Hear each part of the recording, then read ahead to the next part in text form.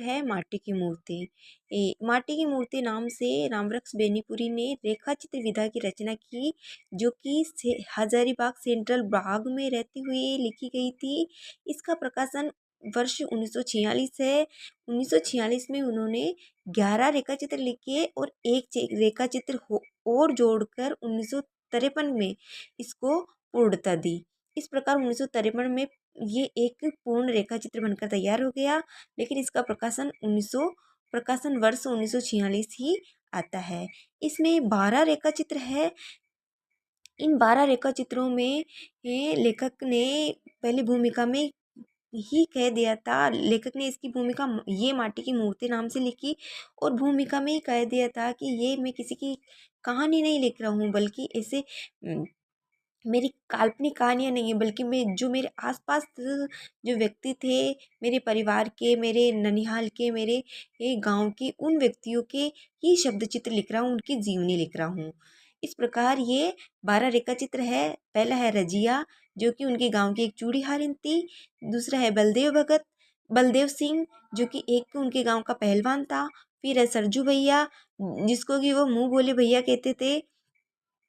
मंगर, जो कि हलवाहा मतलब हल चलाने वाला था, एक किसान था। रूपा की आजी, जो कि एक डायन थी। डायन तो क्या, गांव वालों ने इसको डायन कह दिया था, करार कर दिया था, क्योंकि इसके परिवार में सबकी मृत्यु हो चुकी थी, तो गांव वालों ने इसको डायन ही घोषित कर दिया था।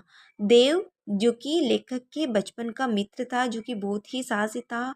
हाँ, और अंत में ये खादी पहनकर जेल में चले जाता है। बाल गोविंद भगत, जो कि एक तेली जाति से था और कबीरपंथी था और गृहस्थ रहते हुए खेती वेती करता था, और फिर बाद में ये अंत में इसकी पत्नी और पुत्र के की मृत्यु होने पर तो फिर ये इसकी भी मृत्यु हो जाती है भजन गाते गाते ही, कबीर के भजन गाते गाते ही। भोजी, जो कि लेखक के परिवार की भाभी थी। परमेश्वर, जो कि लेखक के परिवार का ही एक व्यक्ति था, जो कि नशा करता था। हाँ, और नशे के कारण ही उसकी मृत्यु हो गई थी, लेकिन उसके चरित्र के बारे में, उसके रहते हुए कैसे त्योहार मनाते थे, कितना अच्छा माहौल रहता था, उसके बारे में लेखक ने वर्णन किया है।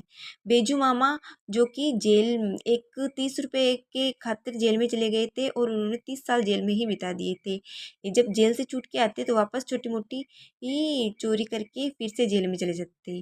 सुभान खां, जो कि राजमिस्त्री था।